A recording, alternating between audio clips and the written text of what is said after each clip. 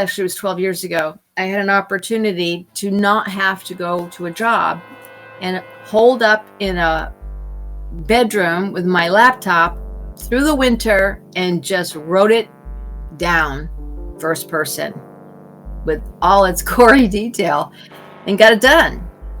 Wow. The only way I could write it is just tell the truth. You know, you're saying Scorpio's about Truth. the truth. You got to tell the truth or get to the truth. Yeah. And my brothers, you know, they had a different family than the one I grew up in. So I understand they can't. So the memoir is called Material Things, and it's written under a pseudonym. S.C. Knight. So S.E. Knight. And I want to explain this name. S is for Sunny. Cathy was a very common name in the 50s, so I'm often in a room with a lot of Cathys. But as you know, there's another Cathy. So I go by Sunny when there's 3.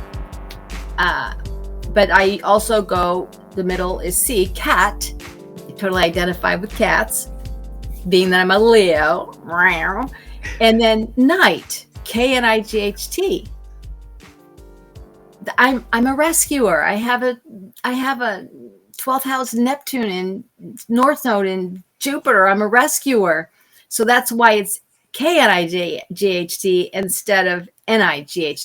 Because Sunny Night, if you hear it, my whole life is about illuminating the darkness.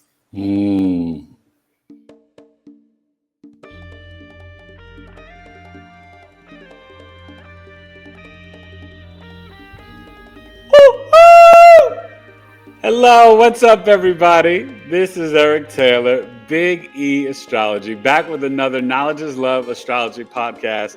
And today, on episode 260, can you imagine that? I have such an amazing guest.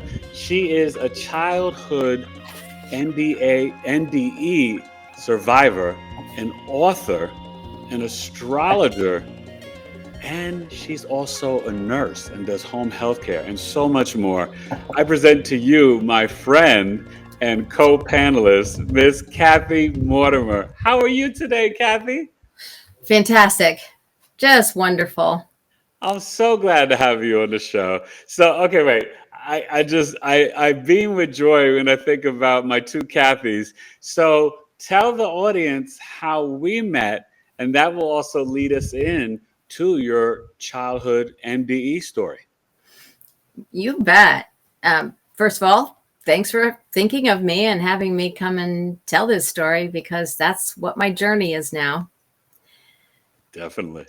We met because we applied to be a speaker at the International Association for Near-Death Studies in Phoenix, Arizona, where you live very closely. And I had to travel 3,000 miles to go to. But it was a great experience. I was high for days after I got home. Because now, as a child experiencer, it took a lot of years to even talk about the experience because I had no words when it happened. And for other circumstances, which we'll get into, I didn't tell anybody for a long time. But now it's out, as well as many other things about my life. Which I did use astrology to help me find who I was. And, it's just great. The overcoming, if I leave anybody with a message, it's like you can get over the trials and tribulations that you are presented with in life. And I hope I'm an example for that. Well, let's share with the audience exactly what happened with your NDE and how old were you? Thank you, Eric. Well, I was about to turn 6 years old. I'm not real sure if I was already 6, but I was going into first grade, and my mother was allowing me to go outside and play with the big kids because I was going to be an independent girl now. Well, up to that point, I probably just played in rough house with my brothers at home, which would build a certain amount of strength, but I wasn't strong enough to go climbing on trees 5 feet off the ground. But I did it, and consequentially, I fell off the tree we were all climbing on. Oh, no. I fell off backwards and landed solidly hard on my back, knocking the wind out of me. And it paralyzed my diaphragm, so I couldn't get any air in. And by the third time of trying to struggle to get an inhale and it just wouldn't come in, I surrendered. Now, I have a lot of Pluto and Scorpio in my chart if we're going to get into the astrology. And the hardest thing for that sign or strong Plutonian people is surrender. But I couldn't do anything but. Death is also another theme of the Pluto Scorpio person. Well, let's just say, right, you are the Scorpio rising with the Moon Neptune conjunction on the ascendant and a Leo sun with that Uranus and Leo squaring the moon. So that says enough right there, and we'll get into that deeper. But so you couldn't breathe, and then what happened? Well, immediately when I gave up trying, I started traveling into this dark space. I remember it being a little brownish, but most NDEers call it a black space, and that's probably what it was, a dark, Atwater, a researcher, calls it the dark light. So it was a dark space, and I was floating through this space rather quickly until these two tall, lanky beings met with me, and one of them said, "Stop." They were human-like.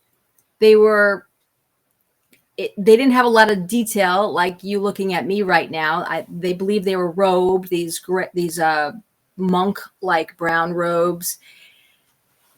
And I'm looking up at them, wondering, who are you? But I didn't say anything. And everything was telepathic, of course, on that side. There's no vocal cords, right? And when I talked to them, they would always consult with each other. One did the communicating, and the other one, and would look at the other one. So he said, "Stop, go back." And I said, "I can't." He looks at his compadre there and turns back to me and says, "Why not?" Looking up at him again, I hesitate, but I said, "I can't breathe." Looks at his compadre again, turns back to me and says, "We'll help you with that." Once again, I'm still in this space going, what is all this and where am I? And maybe there were other things that happened, but this is all I can remember about the NDE. And then when I said, okay, I was immediately back in my body, laying on the ground. I could hear the kids saying, "What do we do? I'm going to go get help. Is she dead?" Things like that. Wow. And one of them anyway, is giving me a breath. I'd already given up. I wasn't trying. And they were giving me this breath. And when my lungs were about halfway full, I could take the breath on my own. And my eyes started to flutter awake. And Ricky Ryan, one of the kids playing there, went down, said, he started to leave to go get help. And one of the kids said, "Oh, wait, she's waking up." And as soon as I'm breathing, I get up right away and I start walking home, where Ricky Ryan says, "What happened to you? We didn't know what happened." And I couldn't say anything because I didn't know what happened to me. I didn't know that's what happens when you get the wind knocked out of you that hard. I didn't know where that place was. And what was that breath? The biggest thing I knew, because, I'm 6 years old, often told I have a good imagination, that, well, that place could have been my imagination. But that breath in that moment, I knew was real because it happened to my body. And I had already given up trying to breathe. So I would take that, and I knew this at 6, into the rest of my life, wondering what it was. And how you got that breath from this spiritual being that kind of guided and helped you wherever you went to. So how long, your best guesstimation, do you think you were kind of out in this other realm? I would say 3 to 5 minutes, because kids are very quick. And I don't think it would have taken more than a minute for somebody to know that I was laying on the ground motionless, and for them to get down off the tree and gather around me. Kids are quick. 3 minutes and 5 minutes because Ricky's getting up going, "I'm going to go get help wouldn't have taken any more than 5 minutes, but certainly And long enough to cause anoxia and all kinds the things that happen when you can't you get when no you were, oxygen. but your brothers weren't playing with you, right? No, none of my family members were there. Now, They were did all you the ever go neighborhood to the kids. hospital, or did someone alert your mother? Anything? No, I went home and ran into the house as kids do. Mom, I fell out of a tree and uh, mm, and she's looking at me going, oh, well, I look okay. I'm a little dusty, but I'm not hurt. I'm not injured. I'm just baffled.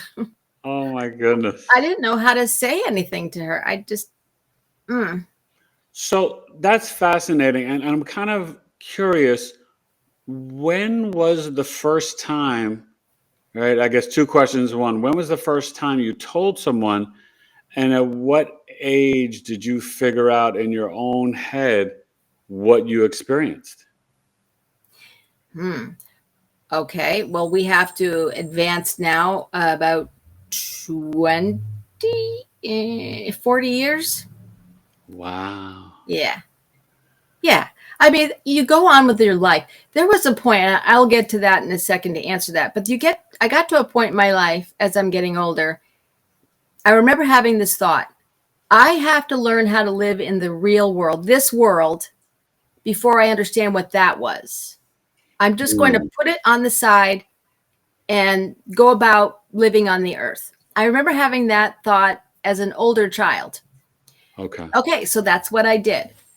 And I ended up dating a man who had an NDE after a car accident in my 40s. Oh, wow. And he heard about IANs and wanted to go to meetings and asked if I would go. And I said, sure. But at the time I was living in California. I went out there to go to college and stayed. So I had to go from Sacramento 2 hours to Oakland. And actually it was Berkeley to go to a meeting 2 hours away. But I Wow. went and it was great. It really, oh gosh, it was so good. And hearing him tell the story and all of this. So when I was kind of bi-coastal at that time, because I'm in Right. Connecticut now, and looked up INs here in Connecticut and started going to the meetings. Oh, I okay. met these phenomenal people. You just know when you make those connections with people, they are your soul family. Yeah. And I just felt it. I got chills right now talking about it. So I kept going. It was an hour away, but I kept going. And this meeting at the time, this is good. I don't know how many years ago it was, but a lot of years ago, over a decade. They were in-person meetings only.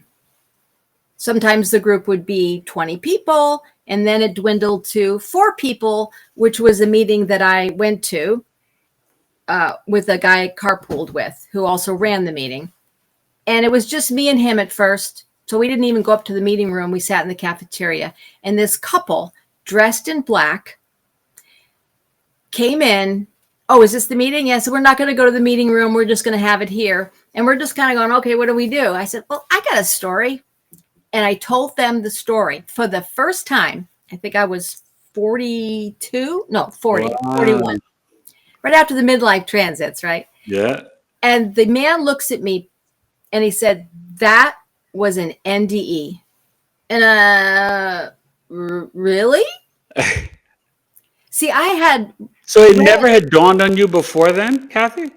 no, because I was reading James Moody. That's the one who started making it more public about the experiences with his patients who had these otherworldly experiences we now call near-death experiences come back because they died on the operating table and etc. They went to the light. I didn't go to the light. I went to this dark space. I never got that far. So the guys, the young man and the couple, I mean, they were very excited about hearing this and me not knowing that's what it was. He asked me, where did I think I went? And I just said, I don't know. I call it the black. And he said, well, who do you think those beings were? And I said, I don't know. I couldn't really answer him. But what happened is I had to start reframing because I had because I was involved now with IANS and I read a lot of the literature and the books. And of course, I got Atwater's book, she did a lot research on child NDEs. I thought, oh my God, this fits. This makes so much sense. This explains a lot. I was so excited to finally understand what that was and how it changed me. And to be almost seen or understood, right? Oh, yeah. I mean, up to that point, I wouldn't tell anybody about my psychic abilities because my mother had paranoid schizophrenia, and she sat all day talking to these beings, or I don't know what they were, but they were personalities that she did say they entered her when she was in a mental hospital. So maybe they were beings that she called them Charles and Mary. But when did you notice that for the first time with your mother? Oh, she was always psychotic. Okay. Always. She always did that. I never knew her as a sane woman. Okay. And you really, I mean, obviously we could see that in the birth chart, and you really feel that that's kind of, I mean, I guess the reality is, right? It's the map of your life, the remembrance of your soul. It's what your soul selected. You've got the Scorpio moon conjunct Neptune on the ascendant. I share that. We're both Scorpio risings. I don't have the moon, but I got that Neptune. And then the square to your Uranus and, a little bit with the Leo sun as well. That's really powerful. So when I think of that astrologically, and it's great for us, right, to talk as two astrologers, would it just be sort of like out of nowhere? Like all of a sudden you could be sitting there having breakfast and then mom would just be like, kind of leave, and you would see it, and then she'd be off like right there, but she'd be off mentally talking to someone else or talking to these beings? She was always in the other world. Always. And the only time she came back to this world was when she had to. She was always with them. If she had to be in the world, or because Child Protective Services was involved in our family, and they would make visits. Okay. And she would put on a good show. Okay. But you could always see her in the head going, kind of like something is connecting with her and she's being pulled away. So it was very hard for her not to do that. Daily routine and your schoolwork and stuff. If mom was not kind of around for that, was it your older brothers? Or was it just Cathy? Okay. So if we were going to talk about astrology, Chiron is in the third house. It's the wounded healer. And so I love to learn. I have a very top of the chart. Midhaven is loaded with a stellium. And I love learning. I was very curious, very creative, Leo. But Chiron directly opposes that. I tried so hard to keep up in school, but because my mother didn't care about that, I mean, she kept me out of school because they were going to teach sex education in school. And she said to me, just block your ears when they start talking about it. Because when you talk about the Saturn in the second house and the religious stuff, she used it to control Catholicism. She said, she had to be the most promiscuous woman, but she wanted me to be a nun, that kind of thing. Right. And Cathy has Saturn and Sagittarius in the second house. Yeah. So where was dad, and how did that relationship play out between your mother and father? Yeah. Well, I was the last child from 5, and she was 39 when she had me. So by then the family she'd already been institutionalized a couple of times. They no longer stay together, although they were together at least, a year before to have me or whatever. And he was after back and forth in and out of the house. Yeah. It was a complete alienation, and they fought bitterly because my father was a mechanical engineer and thought very logically, and my mother was just preposterous. So this just did not compute to this logical mind. This is my mom. All the kids, Michael's a mechanical genius. Cathy's a creative genius. And he would say, no, they're not. They're just kids. I mean, he would argue. I thought, wow. And I'm a kid sitting on his lap going, she's calling us brilliant and, smart. And he's saying, no. Yeah, that wasn't very nice. But he eventually did take us on because she got too sick, and we moved in with him. I was 9, 7, 8ish. Moved in with my dad. No long. She was going through menopause, and her psychosis just got beyond the pale. And how did the relationship from that point on go with the father? Well, he was born in, this is the way I explain it. I did write a memoir of this period where I moved with my dad at around 8, 9 years old, 1969, which would make me 9 years old. It was a permanent thing until he left and went to California. That's what my memoir is about. This whole period of living with my father and the males while I'm a girl coming of age, and the difficulties of that. I know now all the healing I've done. When you have a fixed cross in these signs like I do, there's a lot of work to do. I came into this world with a lot of work to do, and I'm doing it. I'm on the path. I feel good. But that period was hellish because I wanted to be a boy. I was brought up around males, and they were my family, and I was, I wanted to fix cars. I wanted to do carpentry. I dressed like a boy, but I'm all girl. My dad always said I was never a tomboy. Didn't care for sports. And it was complete neglect. He was born in 1919. Men didn't take care of children. He probably never changed a diaper or gave a bottle to a baby. Nothing. He was lost. So all is forgiven. And after he passed, because of these psychic abilities that I possess, our relationship continued to heal. I could sense him around me. And what I always do in my head, and I come to find out as I develop all this, if I put the person in front of me and I talk to them, I see them in front of me in my mind's eye, and I talk to them. And gosh darn it, I'm actually getting through. It's going out because I don't think what we think is local in our brain, it's non-local. So whenever, and you said this too, that if you put it out there out loud, it's out there. But even if you're thinking it, it's out there. Okay, you don't have to say it out loud, although that's broader and louder than, let's say, the inside of your mind when you're communicating. Right. So I would see him in my head, and we would have these conversations.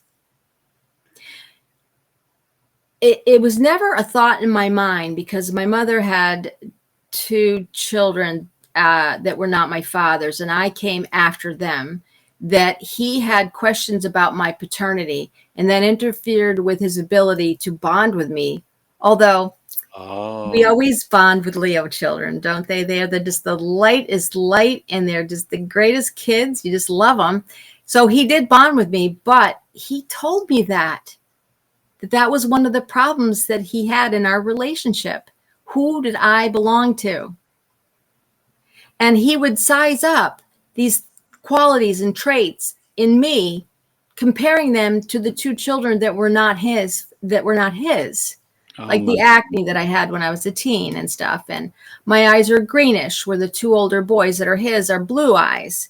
And mine are greenish blue. And the other 2 boys have distinctly hazel and hazel green eyes. So it was always this kind of murky area that I was able to understand now. And this relationship and I had to go through a lot of healing with him because he made so many mistakes. But, when you get to that age where he was going through all this stuff that was written about in the memoir, you have to forgive him. You have to forgive those people. If you put yourself in their shoes and what they went through with all the mental illness in the family and my mother's behavior, and put yourself through that, I have so much respect for him. Well, so much respect. It's funny that you say that because I always say to people, forgiveness, right? It's a gift to yourself, but it's important to do it because unless you see your parents' birth charts, you don't know really, if they don't share or tell you, you don't know what they suffered through as children, their neglect, their abuse. So we have to have forgiveness, compassion, and empathy. Doesn't mean that it makes it any easier. Right. And obviously for you, having your, 2 of your most important planets, plus your ascendant, right, having the moon conjunct Neptune and sun, pretty much in a conjunction to Uranus, that can be a lot in terms of the relationship with both of your parents. So how was everything with the siblings, the half siblings, the full siblings, just all five of you? How did you being the youngest, and then how'd that tie in with the rest of the siblings? You might want to read the memoir. Okay. Well, let's just put it this way: Tell us the title of the memoir, so that yeah, and it's on yeah, Amazon, right? Well, I'm going yeah. to put the link in the description so everybody can check it out. Well, listen. I'll put it this way, okay? And there's this distinct difference between the way men and women operate. We have different functions in a family. Right, and you had four brothers. And they're four older brothers. And when we were young, it was kind of fun because they were strong and they taught me a lot of things, as siblings usually do. But they were also aggressive and not doing well. They were traumatized by my being put in foster homes and being separated, not understanding what was going on. My older brother, he actually thinks that he created my mother's illness. It was his fault. Oh, I just uncovered that recently, that he's been carrying that around his whole life. that's terrible. Yeah. And so our relationships are better now. But when we were kids, there was no way they could understand how sensitive I was. And so when they were roughhousing and doing these things that to me were cruel and painful, like, for example, my one brother, who was my nemesis to the max, he would come up behind me and take his thumb and bury it in my chest until I screamed. And my mother would say, "Stop hurting your sister." That would be it. Oh my God. There was no protection from them or anybody else. And my mother or my father took us on, but it was brutal, but it also made me tough. In fact, I confronted my brothers, the two of them that are mine, that we're connected to. One has died, the other, and then other ones so there's only the three of us really that are from my father that are still together for different reasons. And he says, "Oh, you guys abused me when I was young." Because this is what I was doing in part of my healing, right? Is confronting the abusers. And the older brother goes, "No, we didn't." And I'm getting indignant. I said, "Yes, you did." He says, "No, we were just trying to make you tough." Wow. Eric, this is how boys are socialized. They're put through this kind of BS, and they were socializing me like a boy gets socialized. Yeah. This was incredible healing. Incredible. Wow. So, okay, this is so fascinating. So I want to find out, when did you, I don't want to say as you know it today, because, right, as we age, we gain so much knowledge, but when did you start to realize, not mom, not any of the parents, just Cathy, when did you start to recognize in yourself your psychic and your spiritual gifts? You mean make them conscious? Yeah, I mean, in terms of like being able to really comprehend it or see it in action, like when did you in your own head say, "Oh wow, I'm psychic"? Well, about a year after that experience, I did have, and there was an episode where me and my little cousin were playing with the dog, and it was on the outside of a glass door, storm door, which we have out here in the Northeast, and it broke through the door. But I saw that happening before it happened. So that's what you would call clairvoyance, seeing the future before it happens. But still, these things were happening to me all the time. And I think that's when I said, I need to learn how to live on the earth before I start understanding what these experiences are and put them aside, because I had no way of explaining them. But was it scaring you? Scaring me? No, it was just confusing. Okay. I knew things that I couldn't tell people about because, they're going to question, well, how do you know that? And even when I did, they teased me mercilessly because I don't know. I think this is something women have, is they have very strong intuition. Oh, yeah. They raise babies. So this just inherent in their way. And that's what I chalked it up to. But mine was a little extra because I have Moon directly on the ascendant. It makes for a very physical body. That's why the brutality in the family was especially hard. Yeah. But the one thing that I could not ignore was the telepathy. I could hear other people talking to me. And this is where I got a lot of my healing.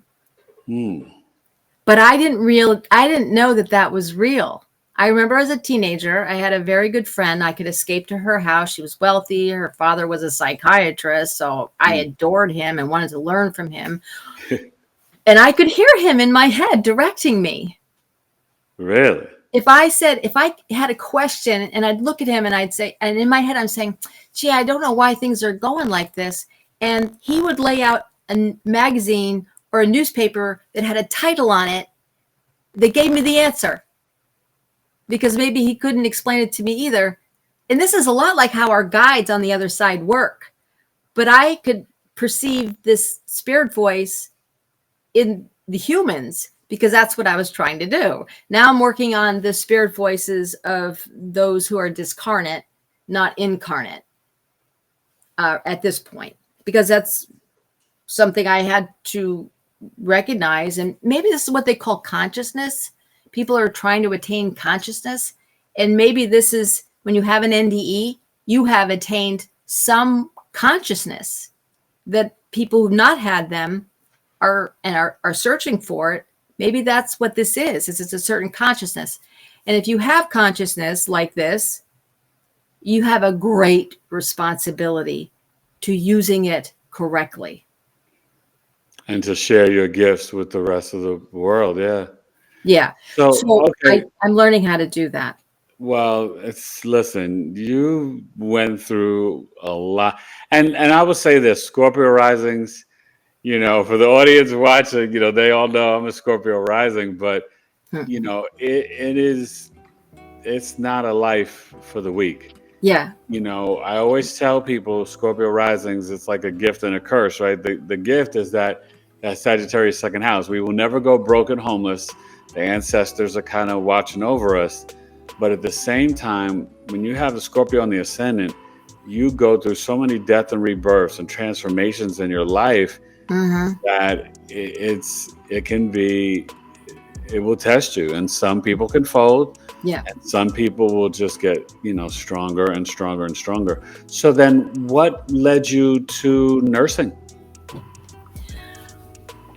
Funny, I had this memory just the other day of wanting to be a nurse when I was 16 and go into a Catholic hospital to learn it. But I was such a bad student in high school, F and D's, and I was not a healthy teenager. You can imagine I had a lot of emotional issues, PTSD, all that, depression. I would never have been able to get through that course.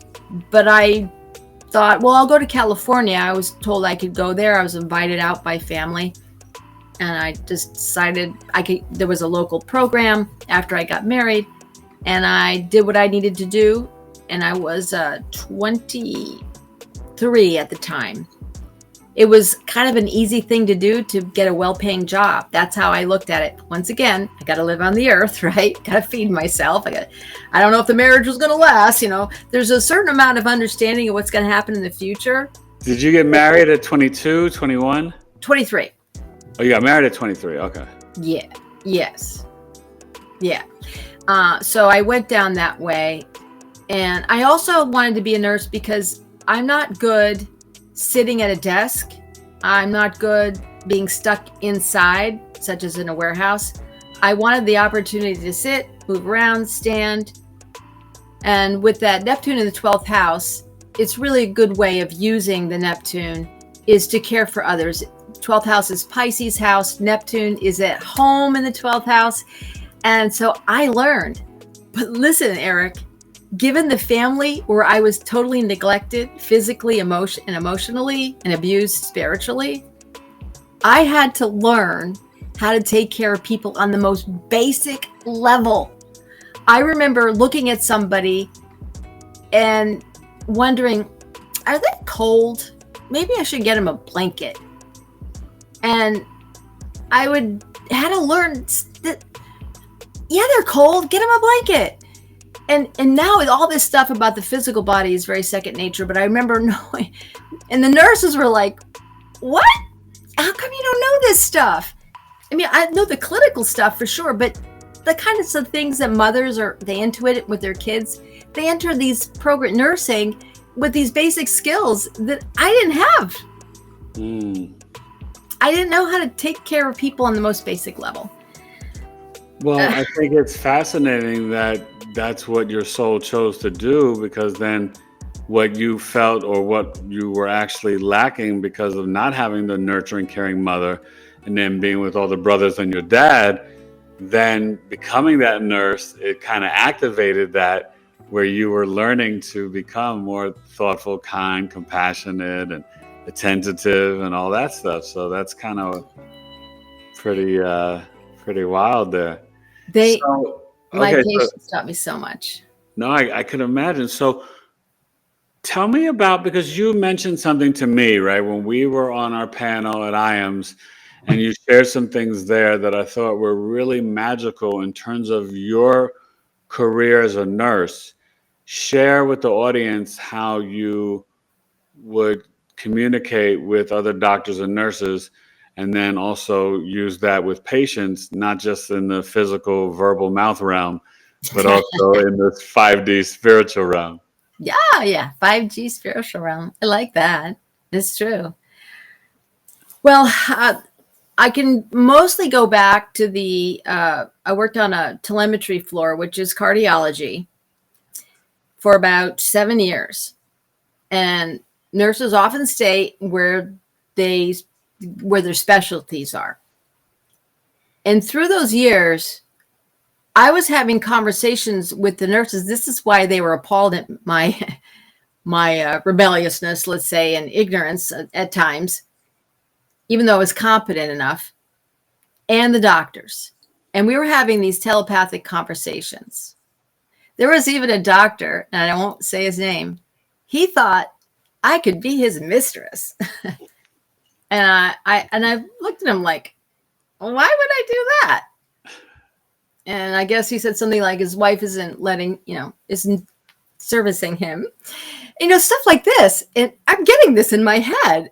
Oh my God. But I don't believe it. I think, oh, this is entertaining. Yeah. And then I had one nurse, she had it in for me, and she was always on my case. And one day I just said to her, and I don't know if it was out loud or quietly, I said, will you just leave me alone? And finally, she just like backed off, and she did leave me alone. But that took a lot of strength to get to that point. Yeah. So this is how things were going. And to me, this was all my imagination. Isn't that wild? It was so loud. It was so obvious.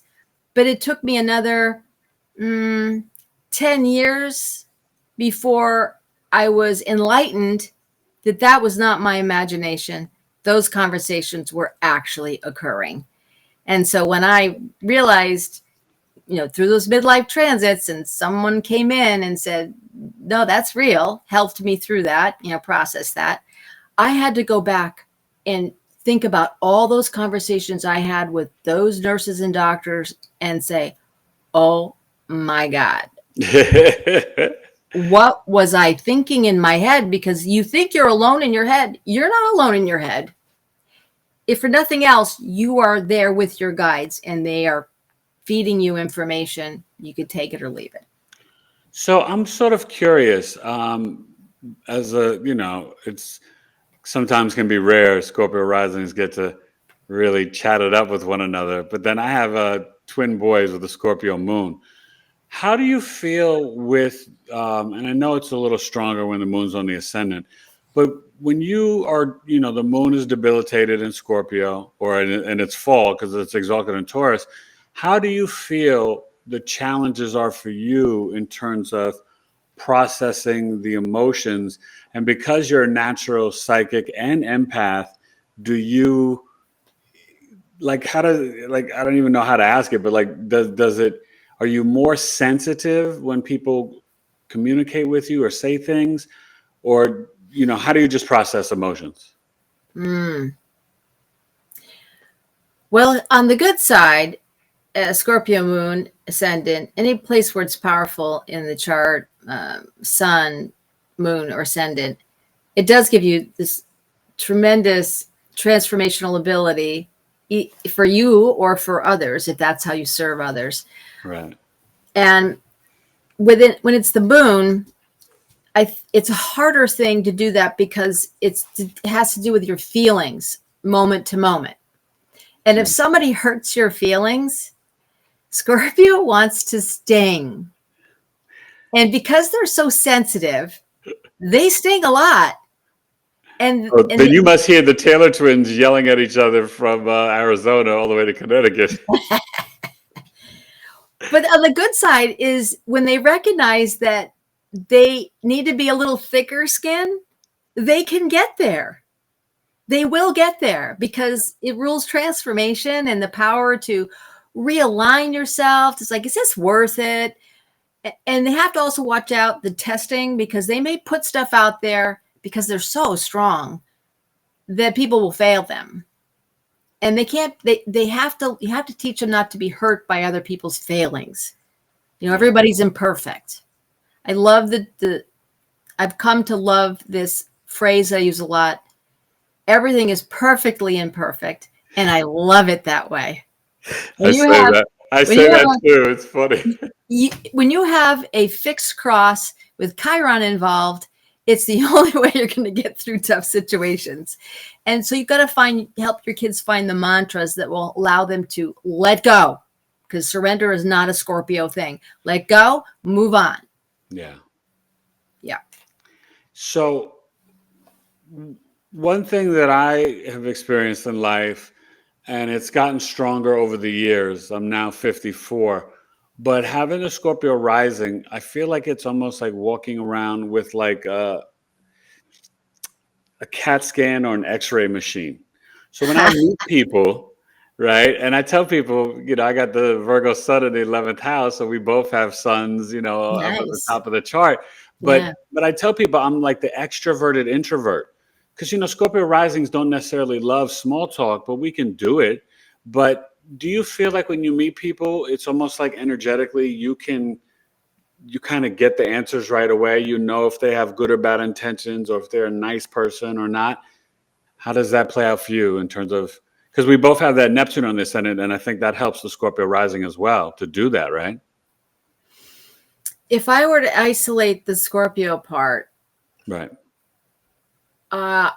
What I try to do, because it's really hard to integrate all these things, but where I've come to is that, yes, your perceptions are powerful. You can see lies, you know, deceptive. You can see it so clearly, but you have to understand people are doing it for a reason. They're being that way for a reason, and you have to allow them to do that. But when it hurts you, or it's interfering with your business, when it affects your family, you got to cut through it and find some way to address it, because that's kind of, I think, what we're meant to do. And what I do now is, through my practices, I just try to adjust I don't want to say anything unless I have to, but my husband, he's subjected to me all the time, and I hurt him a lot, unfortunately. But what I try to do is just, with the Leo, because the Leo's at the top of the chart, Leo's where I'm supposed to go. I just try to make the heart bigger and send out the love, because that's power. It's power. It's the best power. And just remember that it's that love. And Scorpio has such a powerful healer. You can just think healing vibes and healing mantras when you're in a tough situation. Ask for guidance. This is a big one. I'm not sure how to deal with this or what to say, but can you help me here? I'm struggling. You know, it's so brilliant how you describe that, because I agree with all that, with just the Scorpio, then even the Neptune. But I think in my head, and I don't know if I've ever admitted this out loud or said this to somebody, if I could be another sign besides Virgo just for like a week or two, I would like to experience that Leo energy, because you're right. Like, you guys are walking sunshine. Like, my boys wake up, and Leo children, and I don't know if you were like this, but my boy, Leo children, I've seen it with my niece, Leo children can be very messy. Like, oh my God, because Leos are just, they are little lion cubs. They wake up, they got to climb on furniture, and they're like up and doing this and this and that. And it just changes the energy in your home. But it is like, it's like sunshine. And, for a Virgo, I look at a Leo and I'm like, oh my God, like calm down, but at the same time, I would like to experience that for a week or two, because I could see it being extremely joyful and fun and adventurous and just kind of free. Well, you know? well, Scorpio and Virgo are not warm signs. Leo is a very warm sign. The fire signs are generally warm, but you don't come across to me as being cold or chilly at all. Typical Virgo. Where's your warmth coming from? You have a lot of warmth. You know what it is? I just happen to think I actually have no fire in my chart. So oh, there you go. Yeah. So I think this is you compensating? Well, I think but my heart chakra's always been open. And I would equate it to, honestly, the Venus and Jupiter on the ascendant. So I'm the Scorpio rising with Venus, Jupiter, and Neptune. And what sign is your Venus in? My Venus is in Scorpio. Oh boy. And no, very intense. Straighter here. Well, it's very intense, but it's actually funny because I was just talking about this on another episode and it makes me laugh. I can admit that I was probably a handful, when I was a teenager, 20s, like, in relationships, dating. I was probably a little too intense for my girlfriends. Venus Scorpio can be that way. But it's so pure in the sense that, like, one, you're attracted to purity as a man, attracted to women like who are very pure. Yeah. But for me, it's all about deep intimacy, truth, and soul merging. Yeah. Trust is a huge thing. When you've got Scorpio stellium like I have, everything's about trust. If you betray the trust, then we can't, I can't do anything with you. You know what I mean? But I think the warmth, not having any fire sign energy, I just think, Jupiter on the ascendant makes you always optimistic. I always think the sun's going to come out tomorrow and shine. Did you say your Jupiter is in Scorpio as well? Yeah. Wow. So it intensifies all the other stuff around it, right? Oh, no, definitely. And the Venus and Jupiter are conjunct each other. So I am, I'm all into the truth, the occult knowledge, the astrology, the human design, just all of it. I love it. But for me, my whole life, I only knew how to be passionate and intense. You know? And so it's been that kind of experience. But when you ask about the warmth, that's the only thing I can think of. The only thing that I have in a fire sign really is the Chiron in Aries. And Aries isn't that warm. No, turn it on. It's more of an individual warm. Like you feel the heat as they're like flying by you. But May I ask you a question? Yeah, of course. Well, there's a couple things, but you're like you have this intense. Can I swear? Is Go for it. Swear? You have an intense bullshit detector in all that stuff. And I'm wondering what it was like for you as a younger person. How hard was it to break through people's facades to get to the real person? Well, that's so funny that you asked that, because of what helped the Scorpio energy was the Virgo stellium. I'm Virgo, Mercury, Mars, Pluto, South Node, Lilith, and Sun. Right? So for me, and South Node. So for me, it was like I was this analytical, logical detective. And that's why I tell people, I joke, right? Because I'm also a relationship coach. I've been doing relationship coaching since I was like 11 or 12. And being a native New Yorker, for me, it was easy to become a professional actor because all I ever did was study and analyze and assess human beings. So I could predict how people would behave. I could predict their thoughts, their words. And so it made me be able to move. And when I could get a person one-on-one, I could get to the heart and truth of who they were. Yeah. And I'm talking about at a young age. Yeah. I got a vision of you as a adolescent, young teen, just sizing up someone you've only known for 5 minutes, a sentence of truth, and shock the heck out of them because you can see it so clearly. And today I think it's more, you have words of wisdom. You're a little more savvy about that. But you know, that puts Definitely. people at a distance when they're like, I thought I was hiding that. How could you? Well, that's so funny because I over the years have been able to assess where you can't talk truth and deep talk with everybody. And That's so right. I had to learn, Yeah. sometimes by trial and error.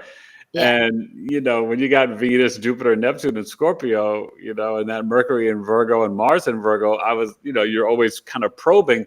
And then you realize with boundaries, like, hey, people don't want that and people aren't ready for real talk. But at the same time, I'll be honest with you, Cathy, I found it disappointing because I think what I've realized now at 54, there are still so many humans who are born but not alive and living. And Hmm. so they rather stay hidden and they'd rather not walk into who they are as souls or spiritual beings or deal with the truth and realities and the harshness of this world and, lies and evils and deceptions. And for me, I'm here for all of it. Like, I think Scorpio risings, we are like, jump through the mud and experience life. We're like, yeah, when you said you were that little girl in the tree and you came home when you were like a little dusty and dirty. I mean, that's Scorpios, dusty and dirty, that we just go through life and whatever, You brush it off. you brush it off. I mean, Yeah. sometimes I have scratches or scars and I laugh because I'm like, I don't even remember how it happened. It was just part of living. Okay, so I want to hear more about the memoir because it's definitely something to be proud of and to be applauded in terms of writing and sharing your heart and soul. When did you start it? When was it released? And what is your memoir about? Okay. Thank you. It was something when I was the first marriage, when I married at 23. And a marriage is usually more about telling and exposing who you are to another person, and the bond, and you create a marriage. I started recognizing how different my childhood had been from other people, and I thought, oh, I'm going to write it. And I started writing, but I couldn't disclose all of those things, those very intimate details of me and my family. So I tried to write it as a third person, fictionalized type of account, but it felt inauthentic. Yeah. So I put it away and went upon, went about life, doing my nursing things. Attempted it again, trying to do it is I don't know, second person thing. And then finally, in my 40s, actually it was 12 years ago, I had an opportunity to not have to go to a job and hold up in a bedroom with my laptop through the winter and just wrote it down first person with all its gory detail and got it done. Wow. The only way I could write it is just tell the truth. You're saying Scorpio's about Truth. the truth. You got to tell the truth or get to the truth. Yeah. And my brothers, they had a different family than the one I grew up in. So I understand they can't. So the memoir is called Material Things, and it's written under a pseudonym, S period C period Knight. So S.E. Knight. And I want to explain this name. S is for Sunny. Cathy was a very common name in the 50s, so I'm often in a room with a lot of Cathys. As you know, there's another Cathy. So I go by Sunny when there's three. But I also go, the middle is C, Cat. I totally identify with cats, being that I'm a Leo. And then Knight, Knight. I'm a rescuer. I have a 12th house Neptune and North Node in Jupiter. I'm a rescuer. So that's why it's Knight instead of Night. Because Sunny Night, if you hear it, my whole life is about illuminating the darkness. I love that. So it's sunny night.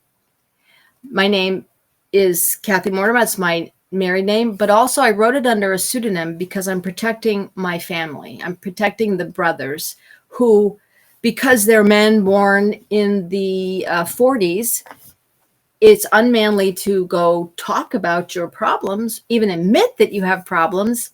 And it's so hard to get them to fix these things. I'm the one who's in there going, you can do better and I'll help you. Do you know, are you the only Scorpio rising out of your siblings? My one brother who did have a psychotic break, he is a Scorpio, November 9th. Okay. My father is a Leo with a Scorpio moon like me.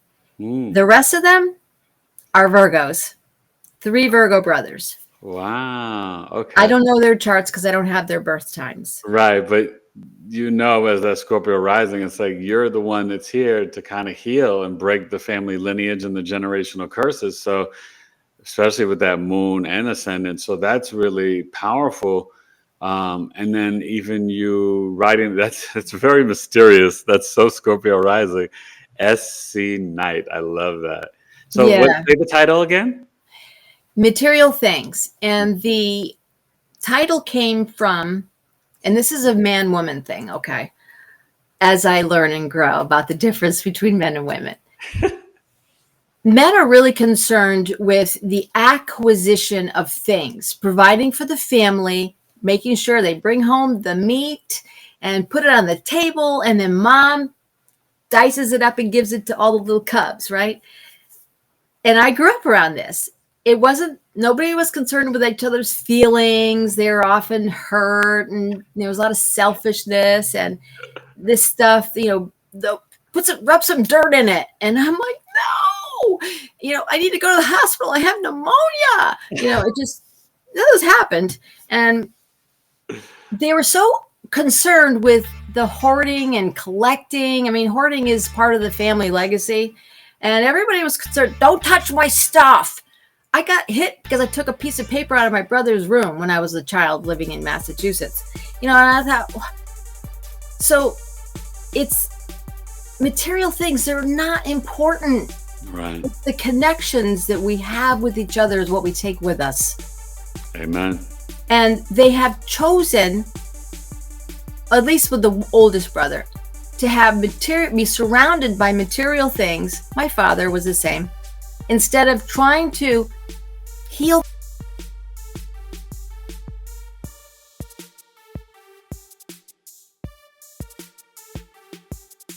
Hello.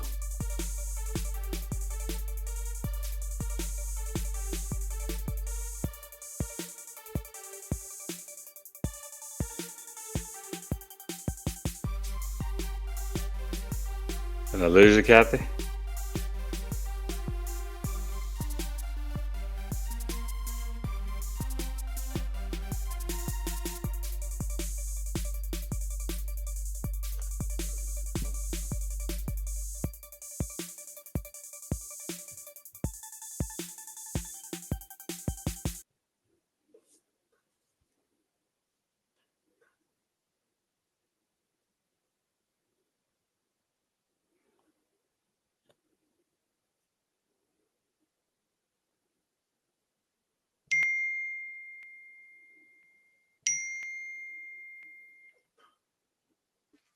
Hey Siri, read my text messages. You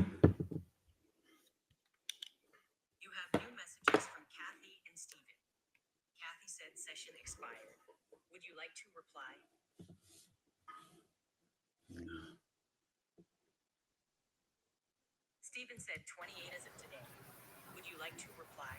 Okay. Can you see me, Eric? Yeah, you're back. Hold on. Let me just fix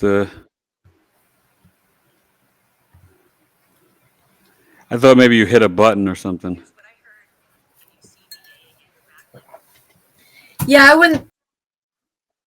I wouldn't think guides would have cut it off right there because I was saying really positive things about men. Yeah, no. That was actually really good. So, honey, we're going to pick it up. You were talking about your brothers and material things and... Yeah. Though I was saying that it was good to see that the world is now allowing men to have feelings. And I would go through this with my patients in the hospital. I would have conversations with my patients. I wouldn't be up at the nurses station chatting with nurses that thought I was a ditz. I would be in the room with my patients talking to them about healing and medicine and anything that they would want to know. Well, share that. Let's And a share lot that. of it, We were talking about this earlier, but share, you know, you talked about with the doctors and nurses, but share how you use your intuitive gifts with your Neptune compassion to actually help patients. well, there's one I'd love to share with you. I started, so I didn't work in the hospital anymore, and I started doing home care, which is just a one-on-one thing. And I had these long-term clients. One of the, and he's on the other side now, his name was Dan Hansen. He had Duchenne's muscular dystrophy. And he was a young man who his folks just wanted the nurse to take him out. He was on a ventilator, but he could talk and he could eat, and just wanted to, we'll put him in a chair, you take him out so he can be a young man and have a good time. We'd go to movies. I took him to college. I sat in his classes. It was great. Oh my gosh. I know. I loved Dan. He was Mormon. I would even go to the church with him on Sunday, which I thought was kind of cool. I got to experience the Mormon church. Wow. And after a few years, I trusted Dan with why I don't really follow any religion, because it was very important to him. His faith was very important to him. And he says, well, I don't believe in any of that stuff. Some guy, because I said, well, I believe in reincarnation. I know that isn't part of your belief. He says, yeah. I says, some woman said to me, and Dan was always he was a very dignified Aries. And he said, some woman told me that I must have done something bad in a former life to be in a wheelchair. And I said to Dan, I said, no, Dan, no, that's not it at all. And I said to him, it's more like you are a more advanced soul who chose to come back and have this life. If you have karma to balance, it might have to do with 1,000 years of being rude. Because if you're in a wheelchair, you have to be nice to people to get them to help you. And he goes, that's true. It completely turned the way around. So he started looking at, stuff that I believed in. And it was profound. The night before I met him, he came to visit me in a dream. I knew who I was meeting. This was a strong soul. Wow. And we're still connected to this day. I can think of Dan, and I know he comes around. He was just this profoundly advanced soul. Could he communicate through the ventilator? Yes, you could plug. You have a vent, but there's a cap. You can cap it, and he can talk. His respiratory status wasn't that compromised. I had another patient who couldn't talk, and oh my God, once he learned about telepathy, because him and his buddy used to laugh at the fact that I was studying psychic phenomenon. And this is when I was in my 30s. And then one day we're going outside. He wants to go outside. It's fall, Sacramento. And I said, oh, you need to put a coat on. I don't want to. And I hear him. He says, I don't want to put a coat on. I says, you need to put a coat on because you're going to be out there and it's going to be cold. And he says, it's not cold outside. Now he's saying this to me in my head. And I responded. I said, I know it's not cold outside. And he went, the way you could if you have ALS. That changed him, because at that point he knew that the telepathy was real, like I had to do eventually. And he wanted to talk to all his nurses telepathically, and he'd stare at you like, why don't you hear me? I created a little bit of a monster, but also that changed. But could you explain to him that other nurses couldn't do that? Well, you know what? And I want to add this to this podcast because it's important before I get it. So remind me of that question. If you come from a family that's dysfunctional, child of an alcoholic family, there's if you're Black and you're living in an area where there's a lot of discrimination, you learn to go underground. You communicate underground, you develop telepathy. I see it in families all the time. I can hear them. They don't know it, but I can hear them. And this is very common with dysfunctional families or families that are under a lot of stress because they can't. So there, he ended up, I was doing the bicoastal thing and I'd only go in occasionally or I'd visit him. And he had a black man who was living in the house with him who would do the care when nurses didn't show up. And he turns to me one day when I was visiting and he said, Cameron wants to just do the mind reading thing, but he doesn't understand that it doesn't always work. And he was really frustrated that he couldn't get this across to Cameron, that we couldn't hear him. And I thought that was interesting. So it did happen where this guy figured it out and he clued in the other nurses that when he's staring at you, he's trying to do mind reading. And this is what he said it was. And I bring up the black thing because Black people are very telepathic. Let me tell you, Eric, because there's a lot of things they can't say out loud because they don't know if they're going to be discriminated against. And they are powerful telepathic people. I have an easier time talking this way to Black people, especially, not even Latinos. They're too religious, I guess. But Black people, very easy. It's so easy to talk to them that way. It's incredible. So I'm assuming it's because if they're in a minority situation and it's hostile, that the communication is driven underneath. It just goes underground. And I think it also, I mean, it could some ways tie to lineages as well and different things, but, you know, ancestors, but you're right. I mean, I think we, sometimes it could be cultural things, but I think souls learn to adapt to the environment. You know what I mean? And, you know, just like how you were with your mother and what you could not, you know, you had to, or all your brothers, you kind of had to adapt. And I think that, you know, we can see these gifts in the chart and we have free will, but we also kind of walk, you know, I love when you see like a client walking through their chart, but we learn to tap in at different times. It could be transits or different experiences here in the earthly plane that like push us towards like activating, like, you know, Moon Neptune conjunction might not always be in play for you, but then there were certain times where it was like, boom, Cathy's go-to because it was necessary or needed, or it was just what became that learned experience.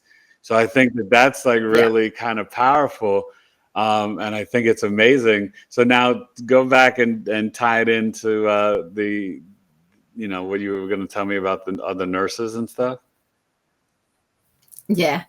Well, I kind of did, as far as Cameron learned that he could telepathy. There's a lot of oomph behind it, because when I'm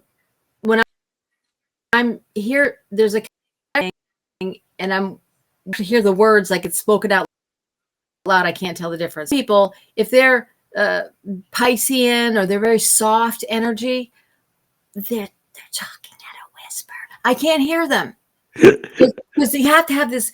But that's the Pluto-Mercury conjunction. Okay, it's just powerful. Pluto, when it conjuncts Mercury, there's telepathy, hands down. And you have that in Virgo.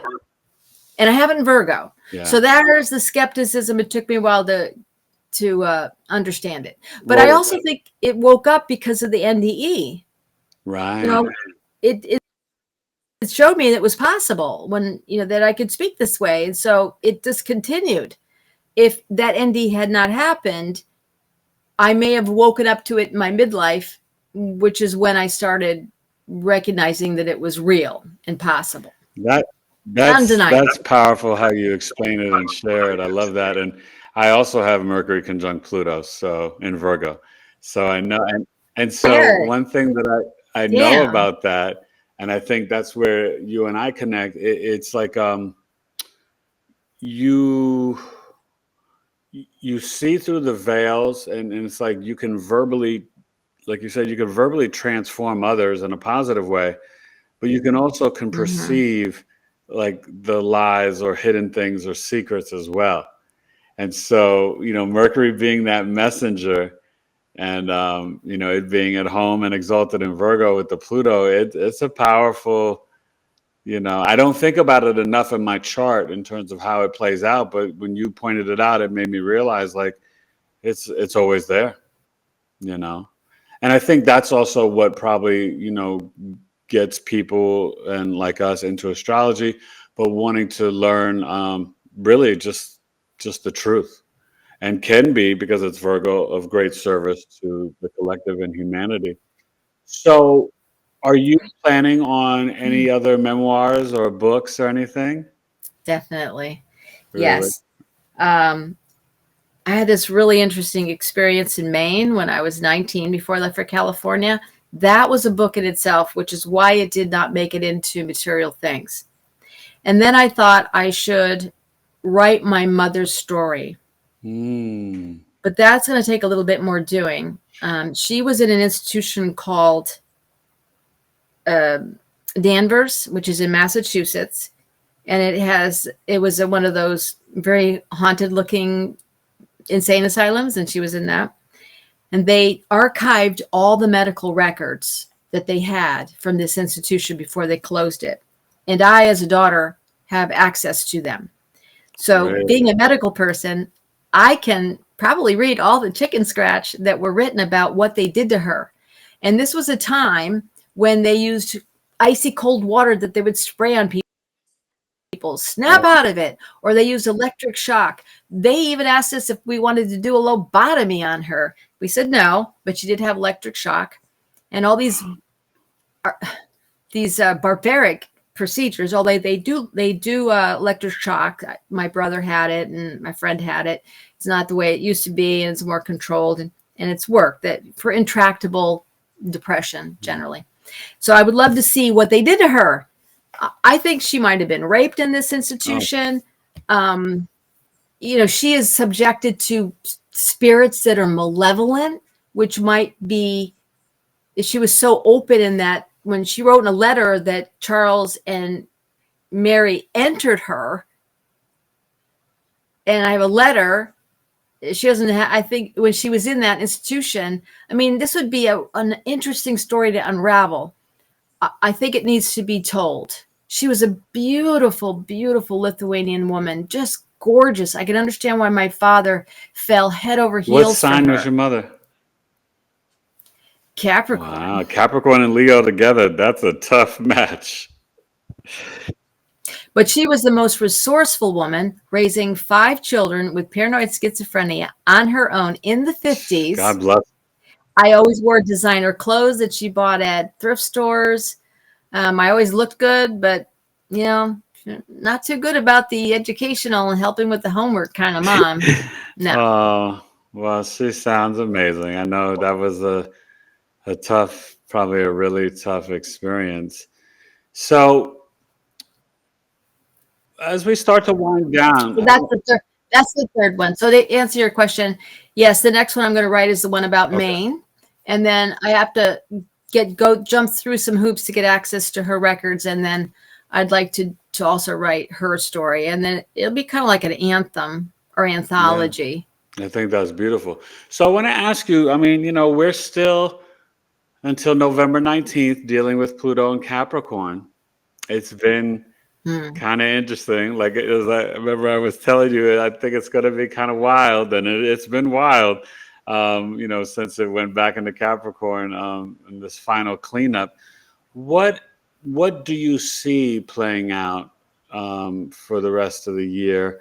And what is maybe a great message of hope for the collective, right? People can be very anxious and afraid and fearful. I always tell them faith over fear, because there's so much happening right now. People don't know if they're coming or going. How do you view it, and what are your thoughts of inspiration for the collective? Yeah. Well, if you took Chiron, before I discovered Chiron in the 3rd house, I had what they would call a T-square to Uranus. I understand Uranian energy very well, which is the ruler of Aquarius. Yes, we are moving into the age of Aquarius, hands down. Everything's going to get, is all electronic stuff, which you see going with AI and these kinds of things. We're going to have to figure out how to use them. And I think our kids are going to be used to knowing what's bad and what's useful. I mean, this is their classroom now, and it's going to be very natural. They're going to see the bullshit. They're going to know what's good, hopefully, in the future. But I also understand that Aquarians are about, in the 11th house, is about groups of people, humanitarian ideals. People are going to gather together and they're going to find each other with their humanitarian ideals and figure out how to come up with some solutions. We are going to evolve as a species enormously. And I'm involved with a group right now in my local town. It was created to help people who felt socially isolated after the pandemic. They could come and meet in person and they could talk about their spiritual oddities that happen and they don't know who to talk to about it. They come to our group, and that's a group. And we're bringing a lot of healing. There's 4 of us mystics in the shop, Mystics by the Sea, that people can come and, you know, we have people who have, they're kind of like backdoor mediums, and they talk to their spouses who are on the other side, and they talk freely there, but they can't tell anybody else. And it's a wonderful group. Oh, I love it. I just love it. So this is the kind of thing that is going to happen all over the world. People are going to come together. They're going to find each other. It's thrilling to me because I'm doing it already, and it's so exactly. fun. It's like a sneak preview to like what's going to be going on after November 19th, the next 20 years. And I think we're going to have also potentially, I believe we may get free energy and all these other positive things. I just think, in some ways, I feel like until 2027, it's still going to be a bumpy ride, right? Those huge shifts of like Uranus going into Gemini and Saturn and Neptune going into Aries. These are huge shifts for the collective. But I tell everybody all the time, Cathy, like, listen, spiritual discipline, vibrate from your heart, love and compassion, and authenticity. Age of Aquarius, the highest frequency is authenticity. God wants you to be, you're one of one, right? I can only be Eric Taylor. You can only be Cathy Mortimer. And that's more than enough. And I think you know that as a Leo, and Aquarius being your sister sign, you know, Leos, you guys are just, you're heart driven. You know, you play hard, you work hard, you know what I mean? You love, live, laugh hard. Like it's, you're so authentic. And I love learning from that Leo Aquarius access. And it can be really empowering and inspiring at the same time. So I'm excited, and I can't wait to hear when you have more books. Now,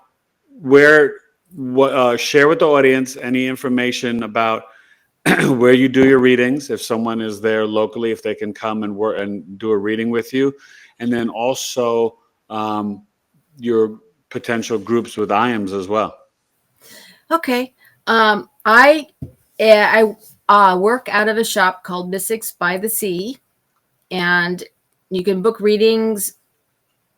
You can find me through that. That's my contact information. My email, if you provided it, is sunnycatnight, just like SC Night, at gmail.com. That's another way to contact me. I do not have a website. That's all right. I'm currently astrology, and I use it, and people really want it. I teach it. I got a class coming up. But I think where my path lies, and this is also this Pluto in Aquarius, has to do with mental health issues. I'm very much trying to illuminate and help people get over the fear of being around people that are a little aberrant. And I'm working on that path right now. So I love doing charts, but I like working with people who are having these problems, who feel like they're nuts. I can find it in their chart and help them work on it. And I also love working with men. And I'm so happy that I got someone who had an NDE, and he was told to come to me, and I got to help him with his astrology chart and talk about his NDE. And it just happened just this year. So it was great for him to, once again, the groups, to find someone so quickly that could help him through it. This is thrilling to me. I mean, you think you're going crazy when you have these things. So this is why I like astrology, but also I speak about my memoir so people know that I approach it without shame. This is, I was given a difficult chart. I had a difficult life, but I overcame it. And when I think about my late brother, I wish he was here. If only he could have gotten through that Saturn return, we would have had a blast. You can get through these tough things. Yeah. And that's what I want to be an advocate for. And this is what I want to speak about, to let people, give them hope. Just life is tough, but you can get through it, especially if you have a lot of Scorpio. If you don't have it, I'm not so sure how to, I'll have to consult with you, Eric, if I have a difficult chart that doesn't have a lot of Scorpio or Pluto things in there. I think we are stronger and more resilient, all of us, every sign, than we really know. And, the birth chart can be such a wealth of information and guidance to self-empowerment. I mean, I don't think we're victims anywhere. The 3D, the 5D, on our deathbed, on our birth, we're never victims. So and I love how you said how you want to help people with mental health, because that's necessary and important. I want to be a beacon. I want to be a beacon for people who are struggling in this way. I'll give you an example very quickly. We have a tenant. We have a house that we rent out, and there's a little girl in it. She's about 10 years old. And you can hear, we're fixing the apartment downstairs, but the son has bipolar, and he was screaming at her in the most abusive way. And I'm on the front porch, so they come out to the car because they're supposed to go somewhere. She's in distress. He's in distress. And I'm thinking, oh my God, what do I do? I'm a mandated reporter. And I'm looking at her smiling, trying to give her encouragement. And as she's driving off, she's still looking at me. And I went, she would not take her eyes off me. This is the son in distress that has no voice. That's who I'm trying. That's what I have to do something. I have to, but I don't want to bring CPS into it just yet. Yeah. And, I think talking to the family members is going to be more helpful and beneficial, because, CPS, they get in and only God knows what could happen. It's not. And it's why she's not talking either. No. So I'm working on it. We're going to have you'll an tap in opportunity with your mental telepathy and psychic ability. You'll be able to reach her. That's true. But I think you may be better off. You got to reach the other people so they know to stop it. Yeah. I mean, it's hard for me I chose the physical part of health to be a nurse as opposed to a psych tech, because it's hard for me to be around people who have these kinds of, but when it appears in front of me, I'm going to address it. I'm a fixer. I'm going to do what I can, because that little girl was me. I could cry, but it's true. I see it, and I'm going to, Eric, it's sometimes all you can do is pray. It. Without prayer, we really don't have anything. So it is so important to have that prayer life, to meditate, have mindfulness, have time alone, turn off the technology. We got to drink our water, get some sunlight, eat healthy foods. It's all together, While we're in these containers, these avatar bodies, we got to do certain things. Oh, goodness. Oh, there we go. About to break the mic. Most definitely. Do certain things to make life easier. Yep. Yep. And I do write about that. I do discuss that as a story when I was 14 and I was malnourished and depressed and fixed my diet. That's in the memoir. And sort of my journey to get out of the mental illness, which I could have went one way or another many times. I could have let it eat me alive, or I could have found I'm drowning. So I clutched that on and I pulled the water many, many times. But that's because we are both, we know we're survivors, right?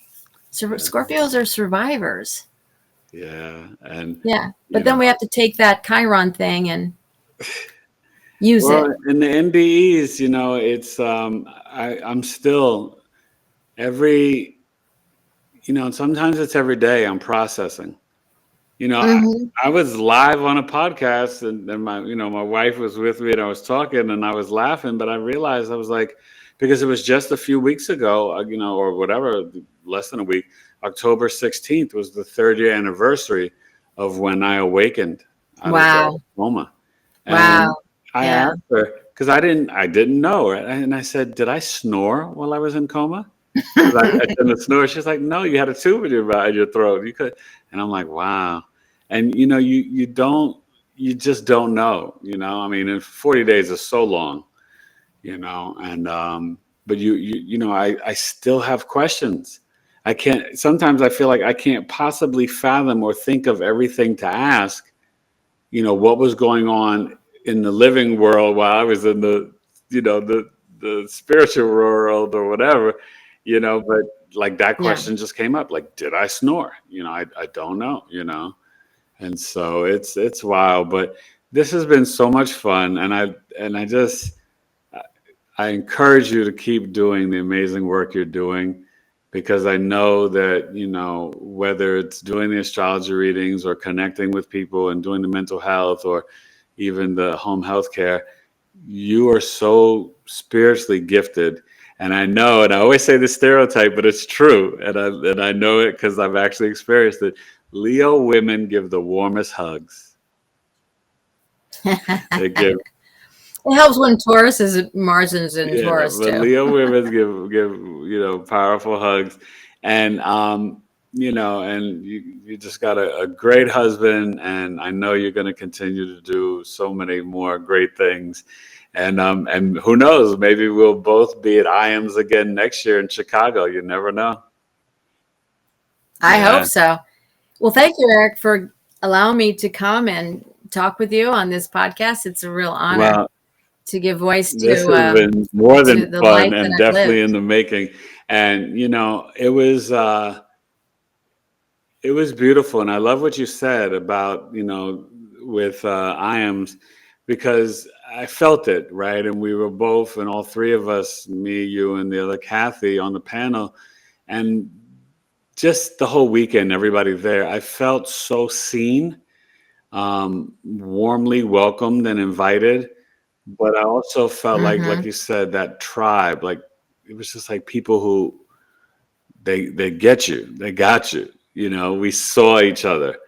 And I think that's been a hard adjustment for me after the NDE, because I had a lot of friends and family who they didn't get me. And I think some people wrote me off and thought I was gone and dead. And even after I did make it or whatever, there was just kind of like crickets, like nothing. And, so to be around a community of people, it was very healing, but also a lot of fun. Yeah, I was so wow. It was a lifetime experience. It just culminated in that, my now trajectory. It has My life has culminated in that experience, and I knew that it would give me direction on which group of people I am going to focus on, which would be, the experiences that make you think you're crazy. That's where I'm going. Come talk to me. I'll help you, because I've had a lot of them already. Oh, okay. Well, give them your email one last time, Cathy. Okay. Yes, you can email me at sunnycatnight@gmail.com, and that would be SUNNY, and cat is CAT, like the kitty cat, night GHT. So sunnycatnight@gmail.com. I would love to hear from you guys, for sure. That would be amazing. All right, you guys, this has been episode 260. It's hard for me to keep track and count. It's been such an amazing experience doing this, and it just gets better and better each time. Knowledge is Love Astrology podcast, and just keep smiling and be a sunny cat like Miss Cathy. All right, bye It's a everybody. journey. Bye, Eric. Bye. Love you guys. All right, bye bye.